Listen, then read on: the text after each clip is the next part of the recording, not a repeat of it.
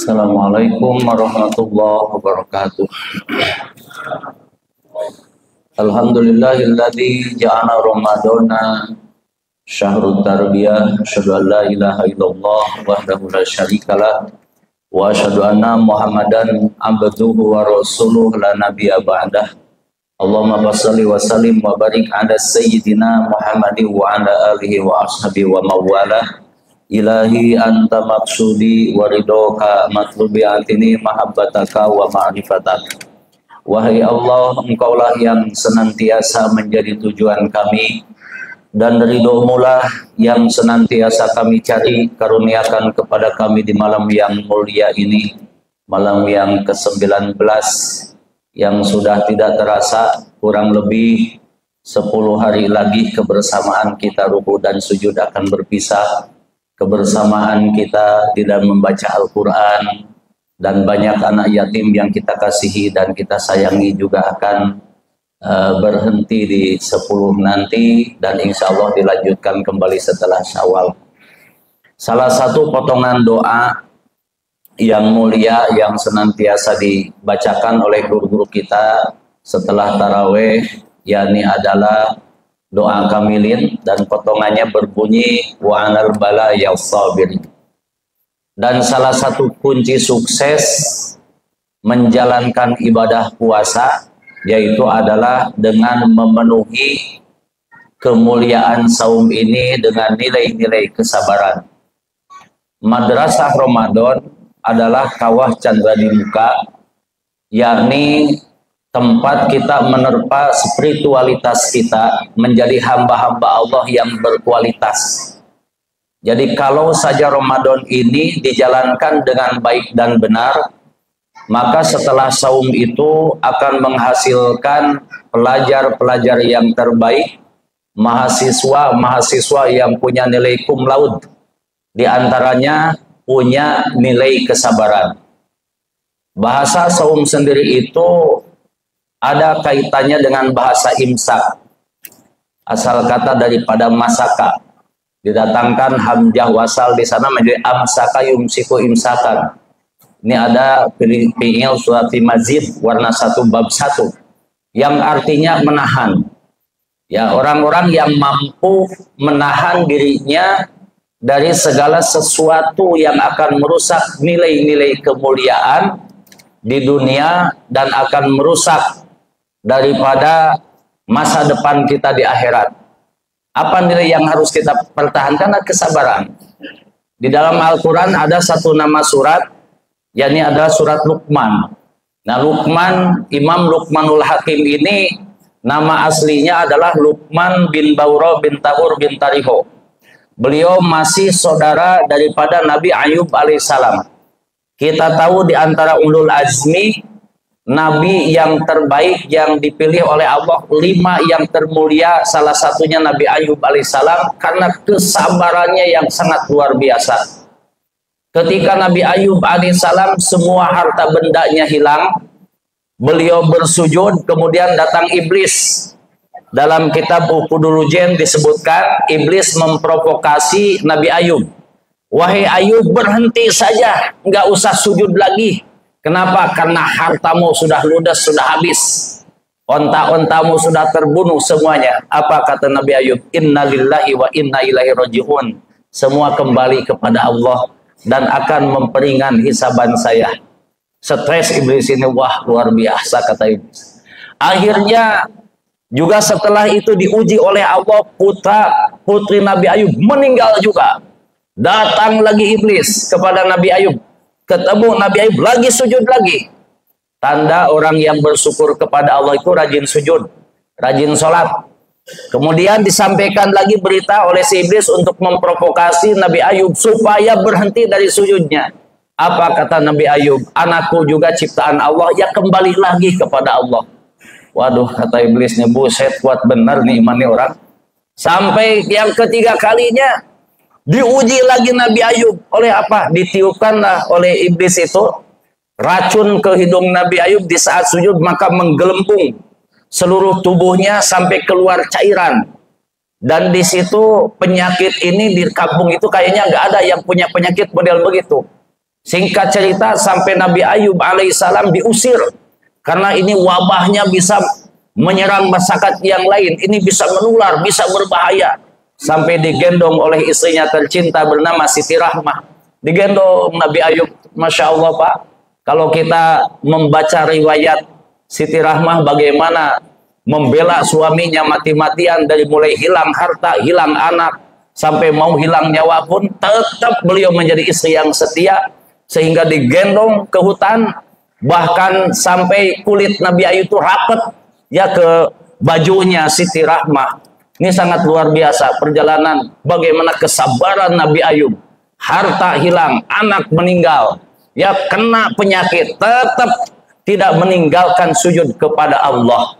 Ini adalah sebuah ilustrasi kemuliaan seorang nabi yang nanti kita ketika berhujah di hadapan Allah, kenapa engkau malas ibadah? Saya Pak kena musibah dulu, nggak bisa. Saya Pak miskin dulu, nggak bisa. Kenapa kau malas ibadah? Saya sibuk dengan harta saya, nggak bisa. Ada modelnya Nabi Sulaiman alaihissalam. Oh saya Pak ketika dulu di dunia itu jadi pejabat, oh nggak bisa. Nanti juga ada modelnya Nabi Yusuf alaihissalam, ya sebagai manusia yang mulia, manusia yang soleh, Nabi yang sangat agung saat itu ya, karena mampu beliau menjadi seorang pejabat yang asalnya diterpa dengan berbagai macam ujian. Nah ini semua akan mentah pernyataan kita. Jadi perjalanan saum ini sebetulnya hakikatnya mendidik supaya kita ini menjadi hamba-hamba Allah yang sabar. Jangankan kepada hal-hal yang diharamkan oleh Allah, yang halal saja harus mampu mengendalikan diri. Sebelum bedug makan nggak boleh diembat kan Pak? Itu makanan kita dikumpulin aja dulu, nanti nunggu bedug. Begitu azan dikumandangkan, kadang kita ini maka aji mumpung segala dimasukkan. Sehingga kata Imam Luqmanul Hakim, ketika kita tidak mampu mengendalikan di saat berbuka, 3 kerugian yang akan didapatkan. Idam talaatil maidah bi ta'am namatil fikratu wa harasatil hikmatu wa qa'adatil a'do anil ibadah. Ketika kita berbuka atau kita makan, kemudian overdosis makanan kita nih, sampai perut kita sudah kenyang pun masih dimasukkan itu makanan. Mau pergi tarawih pun masih minum cendol 2 gelas Pak. Yang repotnya nanti kalau imam 200 km per jam yang kayak di situ, yang kayak di YouTube itu ya Pak ya. Ini kan kita kalau sudah perut penuh, kemudian juga air sampai nyampe tenggorokan, nanti pas ruku itu cincau itu keluar. Jangan-jangan kolang-kaling loncat juga kan. Kenapa? Karena mungkin tidak tahan kita nahannya itu. Karena akan berlebihan.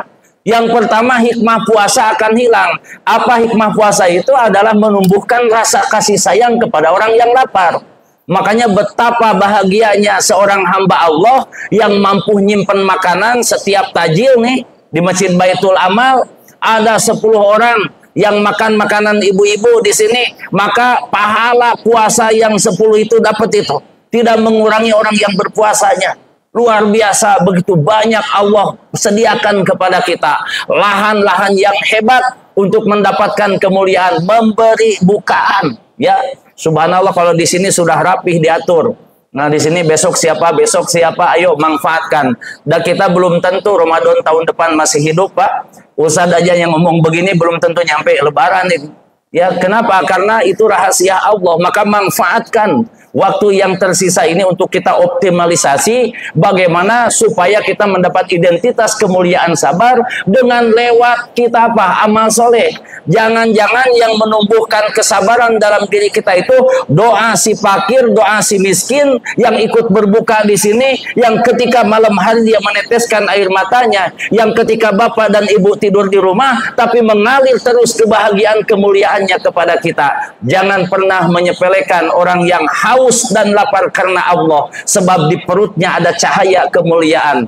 Kan kata Syekh Abdul Qadir begitu, ya, daripada membangun 1000 masjid yang megah, yang mewah, aku lebih suka yang memberikan kenyang kepada perut orang yang lapar walaupun hanya 1 suap. Ini sangat luar biasa, namanya idhorus surur itu, yang memberikan kebahagiaan kepada mereka yang butuh. Makanya sabar dibagi 3 tingkatan. Pertama adalah terhadap musibah yang terjadi kepada kita. Yang kedua, sabar di dalam menjalankan ibadah kepada Allah. Hanya ibadah yang paling pokok, ibadah yang paling inti adalah sholat. Wasta'inu bisabri wassalah. Kenapa sholat ini akan menjadi pengendali kesabaran? Contohlah ambil satu saja, ya kita inti sholat ke sujud. Sujud itu 7 anggotanya, 1 kening. Jadi kalau ustadz sholat tidak boleh begini pecinya, harus dibeginikan. Kenapa? Karena ini jabhatuhu maksyufatan. Dalam ilmu fikih ini mesti terbuka. Kemudian tambah 2 telapak tangan, tambah 2 dengkul, tambah 2 ujung jari kaki. Ketika kita sujud itu mesti ditekuk jari kaki kita kalau tidak sakit. Kenapa? Karena dia anggota sujud. Supaya sukses sujudnya bukan hanya bacaan subhana rabbil a'la saja, namun kalimat itu tembus ke dalam kolbu kita sehingga sujud yang menghasilkan ketaatan dan kesabaran. Sujud yang betul itu akan mampu mengendalikan 7 sifat yang jelek yang ada dalam diri manusia. Kalau kita belajar tasawuf, di sini ada latifah nafs. Latifah nafs itu nafsu amaroh, anggotanya 7. 1 apa? 1 bukhlun, pelit. Yang kedua kibrun, sombong. Yang ketiga hasadun, dengki. Yang keempat hirsun, tamak. Jadi manusia kalau sudah tamak maka akan muncul yang selanjutnya sifat yang buruk, yaitu tidak jujur atau tukang bohong. Nah, jadi orang yang tidak jujur itu orang yang tidak mampu menahan dirinya untuk bohong.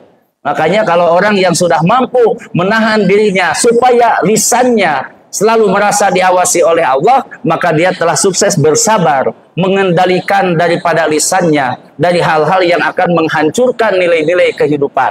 Kemudian yang selanjutnya apa? Syahwatun, mengubar syahwat tadi. Perut terlalu kenyang. Jangankan barang yang haram, yang subhat saja bisa menghancurkan nilai-nilai ibadah kita. Makanya dalam kitab Sulam Taufik disebutkan di sana kata Imam Sahal, malam yakun mat'amahu min halal lam yukshaf an qalbihi hijabun wa tasra'at ilahil uqubah. Ada orang rajin sholat, ada orang bolak-balik ke Mekahnya, haji atau umrohnya, bahkan dia pun berzakat, tapi Allah tidak membuka pintu hatinya dari cahaya hidayah. Kenapa? Karena di darahnya tercampur ada makanan yang haram, makanan yang tidak halal. Watasara'at ilahil uqubah, bahkan dia sebelum matinya juga akan diperlihatkan siksa yang cepat.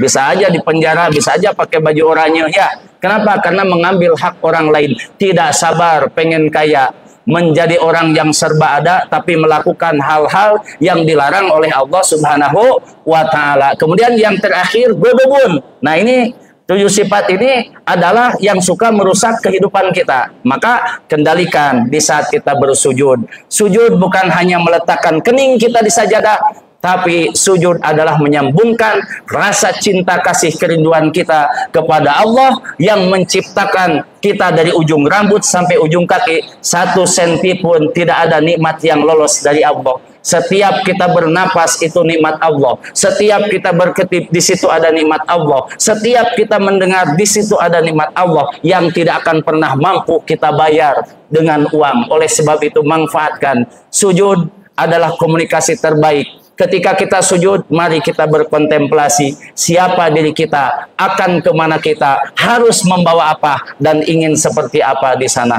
Mudah-mudahan ada manfaatnya. Mohon maaf atas segala kehilapan dan kekurangannya. Wallahul muwaffiq ila aqwamit thoriq. Wassalamualaikum warahmatullahi wabarakatuh.